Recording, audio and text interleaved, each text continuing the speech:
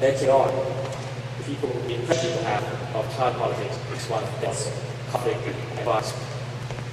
Let me first of all, there is no question that despite the differences there is still a consensus among Thai people in Thai society, and there is still the aspiration of Thai people that we continue on the democratic path. And we still firmly believe that a democratic system leads to sustainable development that will deliver peace and prosperity for all Thai people. But we know that in a democracy, uncertainty and sometimes volatility or even instability comes with it. And even in well-established democracies, if you look back, there's always a history in which there's a period of uncertainty, a period of instability. Even civil wars have happened in established democracies. Thailand, in its history, has gone through a democratic experience formally since 1932, when the country transformed from an absolute monarchy to a constitutional monarchy and adopted a parliamentary system. Since then, we have had 18 constitutions, about 24 coups, depending on how you count, and we have had just last year, 4 prime ministers. But again, I would insist that does not reflect failure on the part of Thai democracy. I see democracy in Thailand as being vibrantly at work. And when Secretary Clinton visited Thailand in July earlier this year, she said, and she said it well, that Thai politics is as spicy as its food. So we've been through ups and downs, and we're determined that we learn from this experience. The whole society is learning to adapt and to find ways to have a more mature and sustainable democracy. And the one thing that is certain, that after all the political difficulties that we are going through, at least now, Thai people in all walks of life, at all levels, are becoming increasingly aware of the importance of politics in their lives, and they are more determined to engage in politics directly, which to me can only be the strongest foundation for a better democracy in the future. They will no longer leave politics in the hands of the few. Politics will certainly no longer be a matter of a few elites or people at the top. It is now in every household, and I see this as a silver lining in the cloud that we have had in this form of political crisis. So let me share with you some of my thoughts on what type of democracy is needed in Thailand. We certainly want a kind of democracy that is based on the rule of law, responsibility and accountability. We want a kind of democracy where people's voices are not only heard during elections, but that their voices are integral to all decision-making process. We want a democracy where not only the majority rules, but the minority also has a fair share, their voices do be heard, and their interests equally recognized. In short, we're interested in the substance of democracy more than the form. The Thai people now come to appreciate that having constitutions, having political parties, having elections do not necessarily give them democracy. Democracy means much, much more than that. And to me, the only true kind of democracy is liberal democracy.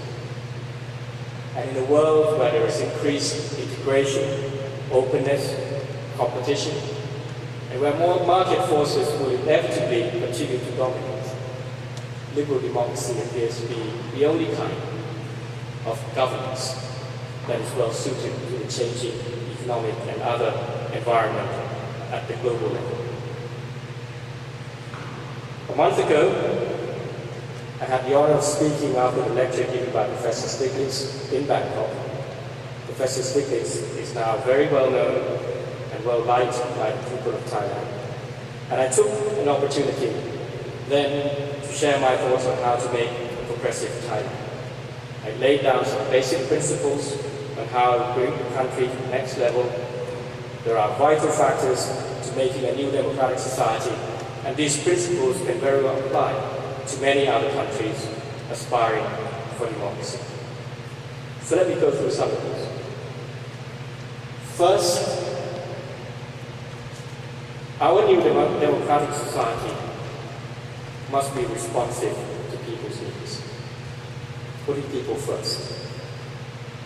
Gone are the days where politics is a game played by a few, secret negotiations, lock rolling, whatever. The people now expect no less that when they cast their votes, that when they support political parties, they will get in return concrete policies that really matter to people's lives. And whatever the shortcomings of Thai democracy, it is extremely clear that the people now expect all governments to respond to their needs. And indeed, that is why when I assumed office and when we had to tackle the economic problems, I got the support of the people to have a somewhat unconventional stimulus package. We didn't go for big construction projects, trying to create jobs, because we knew, amongst other things, that those kinds of projects, there will be considerable lag. But what we did was to really assist the least fortunate, the most vulnerable people in society, so that they have their purchasing power sustained, that they have a degree of confidence to go on with their ordinary lives and therefore sustain the domestic economy as much as they can to compensate for whatever losses the economy took from the drop in exports and tourism. And the expectations of people are no less. They feel that that kind of package can really address their concerns, really matter to their lives. So we launched the program of free education, income support for the elderly. We even had cash handouts for low income, and we had a comprehensive training program for the unemployed, who are now actually fast returning to the workforce.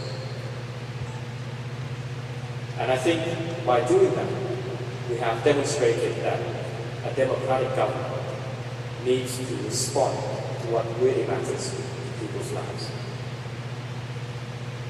Secondly, this new democratic society needs to pay attention to the idea of reconciliation and inclusiveness.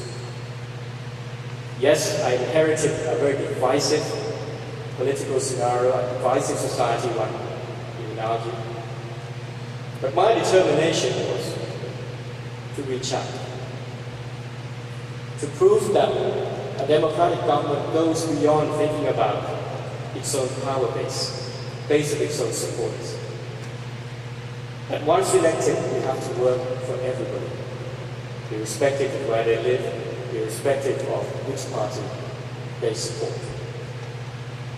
And without reconciliation, you could not truly implement policies that would benefit the good of the whole. Because there will be injustice, there will be unfairness, and in the end, it would mean discrimination, and it would likely lead to the bending of various laws. So we made sure that justice, fairness, and inclusive participation is something that should be a characteristic of the new democracy. I'd like to say that we also have a president that has clearly shown that these are the values that should matter to a new generation of politicians.